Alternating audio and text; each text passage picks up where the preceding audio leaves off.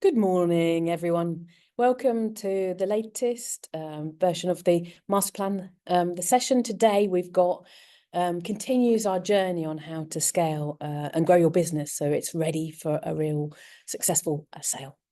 So today's one of my favorite areas, which is about strengthening your customer base. It's really critical to do this for both sales and profits.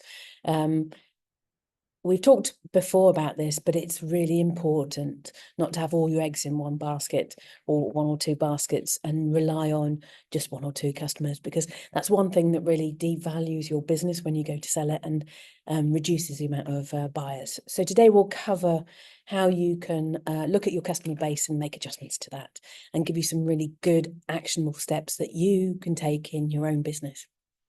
This will be in the 5 parts as we normally do on the Master Plan series. So the first part is looking at how you diversify your customer base to reduce your dependency on just one or two different customers. So first, you want to analyze your current customer concentration. The best way to do that is to take a close look at where your current revenue is coming from. Is it spread across a wide range of customers, or are you heavily dependent on just a few key clients? I always think that the good rule of thumb to take in this is to make sure that no single customer should account for more than 20% of your total business revenue. Now, if you're over that, then it's time to reassess. So the second one is if you feel that you've got to diversify your customer base a little bit, you could identify new market segments or geographical areas. Once you understand your current customer base, start identifying opportunities to expand. Are there untapped industries or customer segments that you haven't yet approached that are appropriate for your business? What about geographical expansion? So, for example, I'm down in Bath, Bristol area, and I work with businesses down there that look to expand to the Midlands and to London. Could your product or service appeal to customers outside your immediate area? And the third step on diversifying your customer base is to really develop targeted marketing strategies. It's not just about identifying new opportunities. What you really want to do is craft a tailored approach to reach them. So you really want to use targeted marketing strategies to speak directly to the pain points of these new customer groups. So I wanted to put this into some sort of colour by giving you an example. And this is a specialised engineering firm that I worked with in Sheffield. It had 35 employees and realised that a massive 60% of the revenue was coming from just 2 large automotive clients. So what did they do to diversify their business? They created a strategy which included, firstly, they conducted a market analysis to identify industries with similar engineering needs to automotive, and they settled on aerospace and renewable energy as potential target sectors. The next thing they did is they didn't have that capability within the business, so they hired a BDM, a business development manager with experience in these sectors. They then had to, they didn't start from scratch, but they adapted their marketing materials to highlight their expertise and how it could be applied in these new industries. They needed to get known in these new industries, so they attended a load of trade shows in aerospace and also renewable energy. And then their charging model was to charge for initial consultation, but what they did is they offered that a discounted rate to attract clients in the new sectors. And then finally, they developed case studies on the first projects in the new industries so that they had a bit of background to attract other people in those industries. After 18 months, they had reduced their reliance on their top 2 clients to just 35% of the revenue, which is just amazing change in that amount of time. They had, during that 18 months, secured 3 new customers in aerospace and 2 in renewable energy, increasing their overall revenue by 25%. So the business risk was really reduced. So the key takeaway from this is that diversification really reduces the risk and and can also unlock growth for you. So analyze your current customer base, identify new opportunities, and deploy targeted strategies, because doing this, you can really create a more resilient and profitable business. It doesn't have to be overwhelming, though. I always like to make things really straightforward because then they're actionable.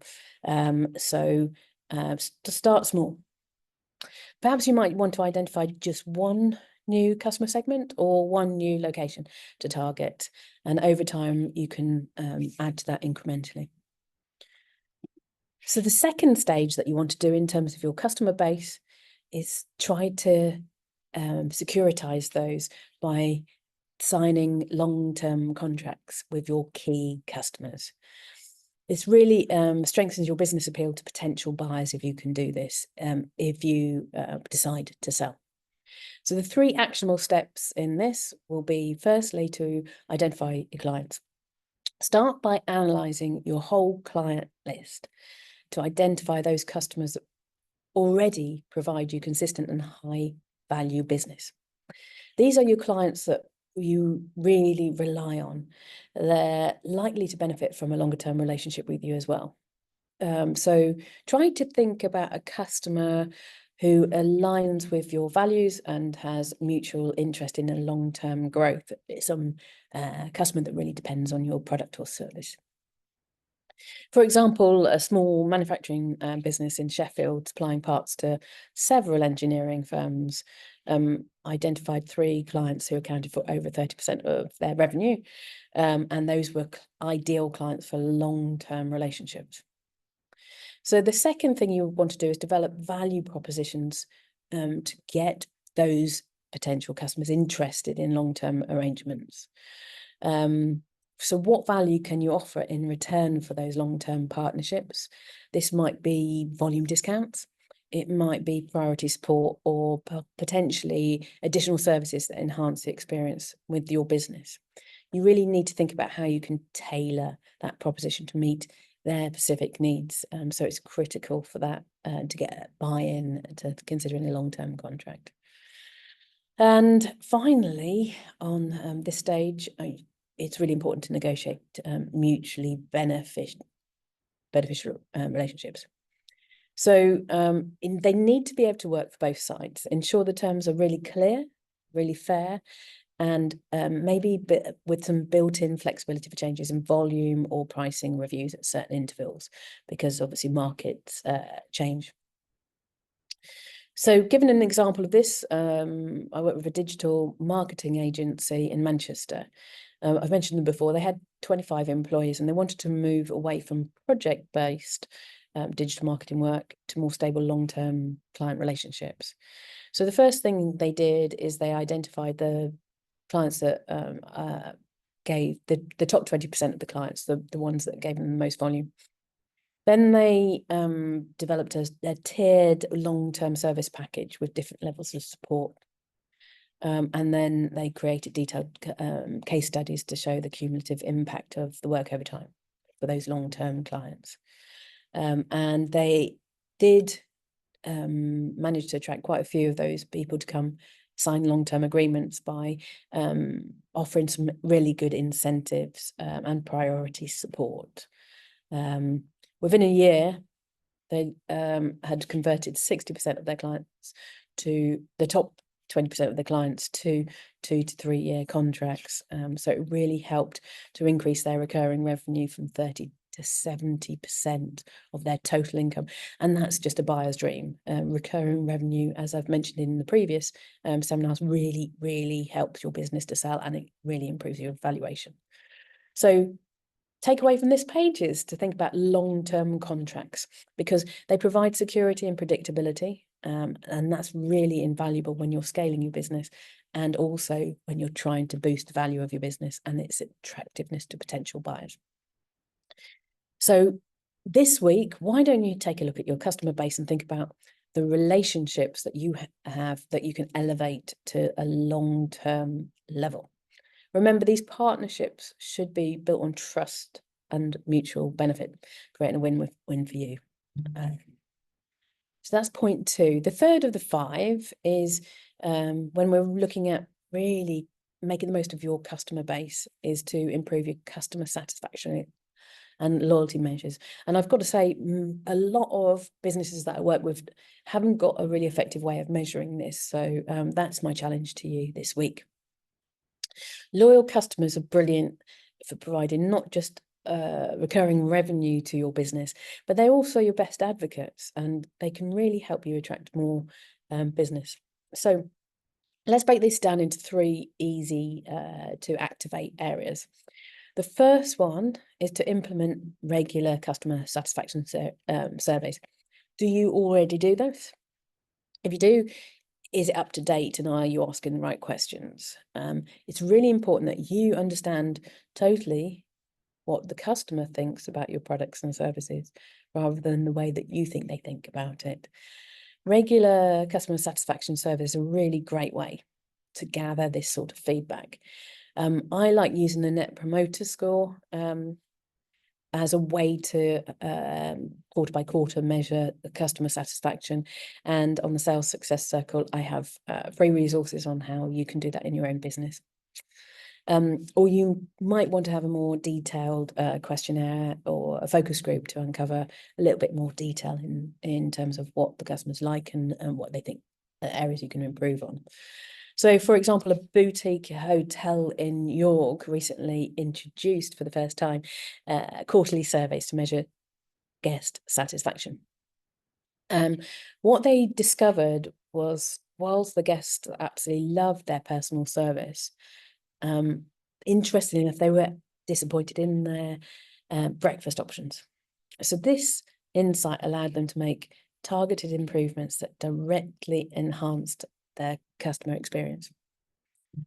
The second thing you might want to think about doing is developing a system for addressing the customer feedback. Now, this is the same as staff surveys, which I've mentioned before. It's all well and good doing the surveys, but you've got to demonstrate that you're actually doing something with the information that you get back from them. So this might be as simple as dedicating one member of your team to be that customer service champion who manages the feedback and makes sure that all of the customer requests and comments are responded to. So in the case of the York Hotel, they implemented a new feedback system where every comment was logged that had come from a customer, and then actionable items were assigned to specific team members with deadlines. And it really did amazing things for their customer satisfaction and returning customers to the York Hotel, because these the guests were amazed that their suggestions were taken so seriously and acted on. And it really drove their online reviews on Trustpilot. The third thing you really want to do with customer satisfaction is look at potentially operating a customer loyalty program. I've put this in place in quite a lot of businesses that I've worked with. They don't have to be complicated, and that's the key thing. It's a simple point system, maybe discounts or repeat purchases or exclusive perks can go a massive way in showing your customers that they are special to you and your business, and that you really value their business. So going back to the hotel in York, they didn't have a loyalty scheme and they put one in place. And what they did is they offered all returning customers a 10% discount on their next stay, along with a complimentary bottle of wine. Now, this seems quite a lot, but in the hotel industry, normally the bookings come through somebody like bookings.com that take quite a big portion of that booking fee. So if you can actually get the customers to come back to you directly, you can afford to do that and actually make a little bit more money. And the complimentary bottle of wine was just a bit of icing on the cake. It didn't just increase repeat bookings for this York hotel, but it strengthened their brand reputation. So the takeaway from this really is to say improving customer satisfaction isn't just about keeping your customers happy. It's about taking it one step further, creating raving fans, advocates for your business. If you can show that you're actively listening to your customers by showing how you're responding to their requests, it can make a massive difference in sustained growth of your business. So this week, try to take some time to evaluate how well you're engaging with your customers. Have you done a survey recently? Could you do that and find some untapped opportunities within your business? Small actions like this can really make a big difference to results. Okay, the next stage is looking at a robust system for getting feedback from your customers. So first, you want to make sure that it's multi-channel. One of the things for certain these days is people have given up the art of writing letters, although you can get some really good reviews through letters on, but you really need to think of multi-channel. So it's great to get a little bit better on social media and look at bookings.com reviews if you've got a hotel, Trustpilot if you've got another business, Instagram, Facebook, and make sure that you've got an opportunity for your customers to feedback in all those ways. You should have a business website, and it's really important to have a customer section in there. It really helps to build up trust for new and potential customers if they can see what other customers say within there. That's something to think about. The second stage is to analyze the feedback data to identify trends and opportunities. So once you've collected the feedback through your website, through your social media, through direct emails that you have into your business and letters, you want to look for common themes or recurring issues and identify opportunities for improvement. So this might be spotting trends in product preferences or perhaps uncovering bottlenecks in your service deliveries. So I worked with a Brighton cafe, and they noticed that more and more of their customers were requesting vegan options in their feedback. So analysing this trend and seeing the volume of requests, they realised there was a growing demand for vegan food that they hadn't tapped into, and so they expanded their vegan menu. The next thing on this in terms of your feedback system is making sure that you find a way to act quickly and continuously on the feedback that you get from your customers to improve products and services. You've got to remember one thing: feedback is only valuable if you actually act on it. So try to take the insights that you've gathered and implement changes that can address the customer concerns or preferences. And then, most importantly of all, you have to communicate these improvements back to your customers to show you're listening. I've done this with a few businesses, and it's as simple as possibly putting something on your website saying, "You said, we did," and it's actively showing the feedback that you've got and the response that you've taken to show that you really care about your customers as a business. As I mentioned, the Brighton Cafe took their vegan feedback from their customer base seriously, and they introduced 3 new plant-based dishes within 1 month. They also posted that on social media and thanked their customers for their suggestions. So it really strengthened their relationship with the community, and it boosted customer loyalty. And the other thing that's absolutely fascinating with this for me is once you ask the question and you've shown, and you can show customers that you've listened to the response and you've done something about it, you suddenly get much better and much more active feedback from your customers. And it really becomes a much more transformational relationship rather than a transactional one. The final one we're covering today, just to take away from there while I think about it. For your feedback systems, really important to make sure it's not just about collecting information. It's about making meaningful improvements. So create multiple ways that customers can feedback to you, and make sure that you act on the insights. And that's a really good way to grow your customer base and customer loyalty. So this week, think about your own feedback systems that you've got in place in your business. Are they as effective as they could be? And are you capturing input from all the right places? It might be as simple as having a champion in the business to collect all that information and having a spreadsheet where you have all the insights that you've gathered and the actions that you've taken. It's really good to make somebody accountable for it.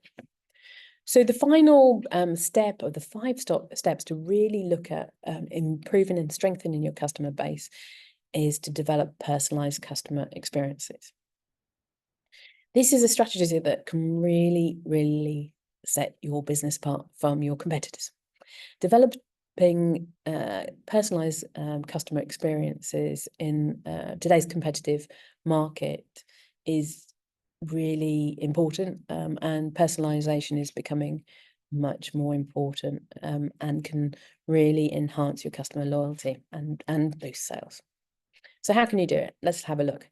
The first stage will be to leverage data analysis to better understand your customers. So analyze your purchase histories for your customers, you browse the browsing behavior, if you've got your website statistics or even survey responses, and you can look at trends over time and see what customers prefer and also what they need that you may not possibly be providing at the moment. So there was an online clothing store, a retailer that was based in Birmingham, and they used analytics to identify that a significant portion of their customers frequently searched for eco-friendly options. So they then enhanced their sustainable clothing choices on the website, and they did some marketing campaigns, particularly on Instagram, to show how good they were at their sustainable side of things. The next stage you want to look at is personalization. So once you understand your customers better, and it's really good to have a basic CRM platform to do this, you need to use your knowledge to personalize the marketing to them. So that might be sending targeted emails, offering personalized product recommendations, or even tailoring the content on your website to suit different customer segments. So this Birmingham online retailer, they created an email campaign specifically for the customers who'd indicated an interest in eco-friendly products. The emails included personalized recommendations for those and exclusive discounts on sustainable items, which drove a noticeable increase in sales. So they targeted the right customers with the right product and suddenly had a boost in sales. The final area here is offering customized products and services wherever possible. This could be as simple as letting your customers choose color or style options, or as advanced as creating entirely bespoke solutions. So for the online retailer, what they did is they had a customization feature that allowed their customers to personalize their clothing by choosing things like the fabric that they like and their fit options, loose fitting or tailored. This not only increased customer satisfaction, but it also positioned them as a premium brand because they provided a lot better value to their customers. After implementing these changes, they saw a significant increase in repeat purchases, and their order value increased as well. So it's really worth looking at that within your business. How can you get personalization to work?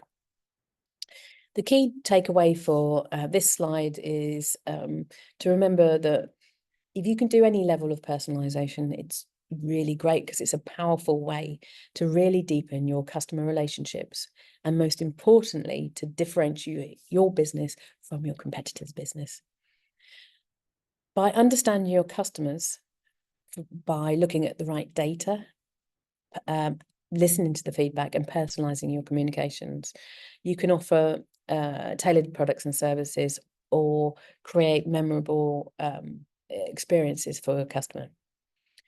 So this week, please, I would encourage you to think about how personalization might be able to work in your business. Could you use data segmentation a little bit more effectively for your customers to tailor your marketing a little bit to those top customers maybe, or encourage customers to come back more regularly? So that concludes the session on growing your customer base. But I wanted to move on to the sales success circle. There's quite a few things that we've talked about today in terms of Net promoter scores, and customer development strategies. These are all worksheets and workbooks that are provided on the Sales Success Circle, which for the month of December will be free of charge to enter. We will be sending you after this presentation, and underneath on YouTube you will get the link to go through to the Sales Success Circle, and basic entry for members is free, and you can opt in at a later stage should you want to a more supported package. But if you want to know about diversifying your customer base, securing long-term contracts, building customer satisfaction, and developing a loyal customer base, these 4 aspects will, number 1, massively increase your sales and profit, and number 2, make you much more valuable when you sell, because more buyers will be attracted to you. So take a look, use the link and go through to the Sales Success Circle and see whether that might work for you. I think we've got some time for some questions. And Chi, thank you. It looks like we've got quite a few that have come through over the week. So the first question I see is, how can you identify the best customers to target for long-term contracts? Okay, so identifying the best customers for long-term contracts involves really understanding what clients bring the most value to your business and are likely to benefit the most from extended relationships. So first thing I would do is look at the customer data that you have. If you've got a CRM, that's brilliant. And identify your customers that give you the most revenue and make repeat purchases. And also those that have a stable history of buying quite frequently from you. Consider those clients who order consistently rather than sporadically. Initially, the sporadical ones can come later. Then I would say you want to look at the strategic fit. So do your customers' needs align with your business strengths? If their demands really tie in with your core offerings, that's great, and you consistently delivered to them, they're perfect candidates for that.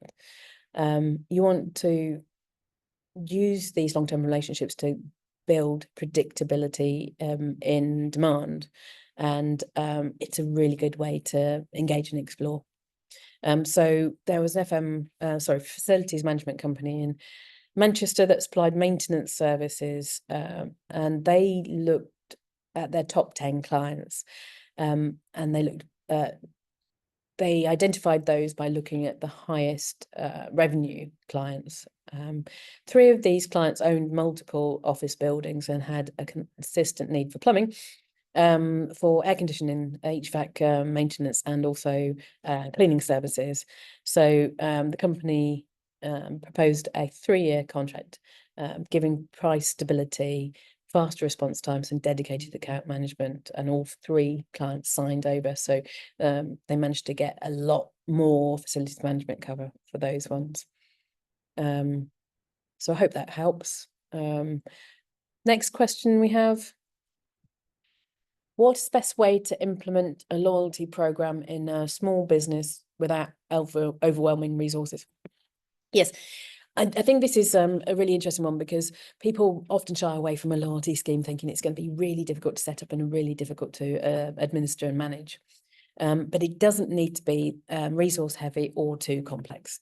Just start small and really design a program that's easy to manage. So the first thing you want to do is get really clear objectives on why you've got a loyalty program. That might be it to increase repeat purchases, improve customer satisfaction, improve customer retention, and the other one, which is great for loyalty schemes, is boosting the average transaction value. The next thing you want to do is choose the right format for a loyalty scheme. So the most straightforward one is often a points-based system. So customers can earn points with every purchase that they make, which can be redeemed for discounts or free products or exclusive services. More complicated, perhaps, is a tiered reward system. So when they get a certain amount of points in a time, they can have bronze, silver, or gold. I did introduce this as a second stage to a few of the businesses I've worked with, but I would say it's more complicated to administer, so it's definitely the next stage. Or you could do something as simple as a lot of the coffee shops do, which is the punch card. So you just have a stamp and you punch every time they buy a coffee, and after they've bought 10 coffees, they can redeem it for a free one. The important thing with the loyalty schemes though to think about is if you can automate it, it makes it a lot easier. So things like MailChimp and loyalty apps like StampMe are really good to help you administer your programs. And any loyalty program, just make sure that you make whatever goal it is achievable. So going back to the coffee shop example, you wouldn't want to say buy 25 cups of coffee and you get a free one, because it just doesn't make it appealing enough. So just think about and go to your best customers and ask them the questions about it. But you really need to, the final thing I want to really say about that is you need to find a way of tracking it. If you know how much business you're doing with your customers, when you introduce a loyalty scheme, you want to make sure that you can increase the volume with them on a consistent level. So find a way to track and measure that. So going back to coffee shop example, there was a coffee shop in Glasgow that did this. They did the simple stamp customer physical with a physical card, and they got a free coffee after collecting 10 stamps.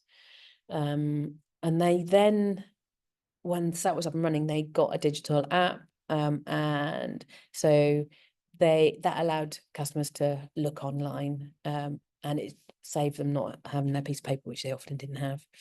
Within a year, their repeat base grew by it was just under 30%, and the average customer spend increased because customer participants bought extra add-on products like cakes and things like that, because they had got their coffees for free. I hope that helps. I think we've got time for one more question. So let's have a look. How can I collect feedback from customers without it feeling intrusive or repetitive? Yes, this is a really good question. I think if you ask your customers what they think of the business, too often they get fed up of it and you won't get a really good response. But also you need to try to find a way to make it much more conversational and create it in your culture. So it's something that comes up in the conversations of your team members with different customers as well. We had talked on the last slide about diversing the feedback channels.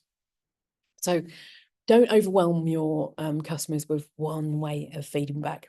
You may all have seen in airports now they have a 5-button customer feedback thing. It's exactly the same way of asking customers, and if they're frequent travelers, they won't give you the response because they'll get bored of it.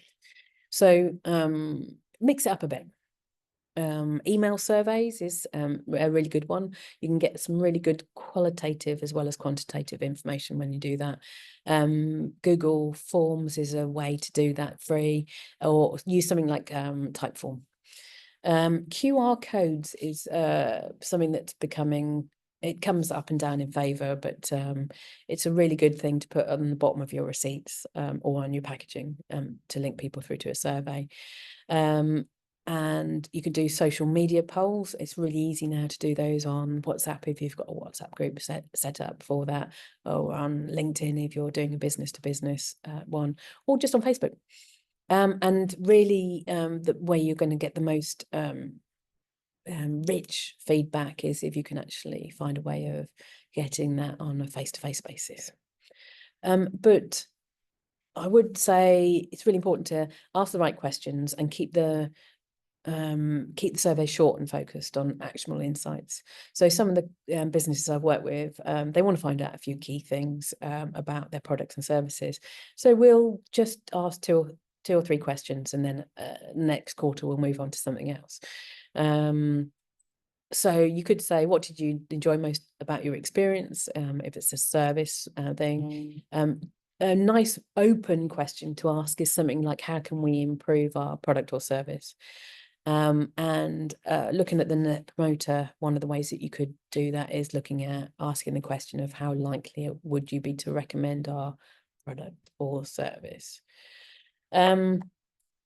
One of the things I love doing is, and you often see it in the surveys online at the moment, is here's your chance to win a £100 gift voucher. So offer rewards for completing surveys, such as free discounts, free products, or maybe entry into a prize draw. This shows customers that you really value their time that they've taken to give you the feedback. And going back to a point that I made on slide 2, it's really important to show you said this and we've done that. So demonstrate the feedback leads to real improvement. So I'll just finish off with an example of this to answer the question and give a little bit of colour. I work with a boutique gym in London who wanted to understand why memberships were dropping off during the summer months. It looks like my time is out in terms of lighting, but hopefully you can still see me. So this boutique gym in London, they wanted to increase their customer base during the summer months when most people were away on holiday. So they emailed members a short survey and included a £10 gift card incentive for participation. Feedback revealed that because of the holiday schedules and childcare, customers found it more difficult to attend their different gym classes. And so they then introduced a scheme where people could actually put their membership on hold rather than cancel it. And rather than having full membership, they could pay per class. The membership retention during the summer then increased by 25% because that's where most gyms have the drop off. So it's really something to consider. So your action tip on that is to create a feedback loop. Make sure that you collect the input, that you act on it, and that you communicate the changes. When customers see that their opinions really matter to you and to your business, they're more likely to engage again in the future. And most of the best ideas for improving your business will come from one of two sources, and mainly is not you. One of them will be from your own team, and we've covered that in a previous seminar. But today it's really about thinking about how much your business could improve in sales and profit, and in referral things from just listening to your customers and actioning what they've fed back. So thank you very much for everyone who's dialed in, and for those people watching on YouTube, and look forward to seeing you all next week. Next week is about bringing together a lot of the aspects we've spoken about over the last 12 weeks and positioning your brand for an attractive business sale. So I hope you can join then. Thanks for your brilliant questions, and look forward to seeing you next week. Bye.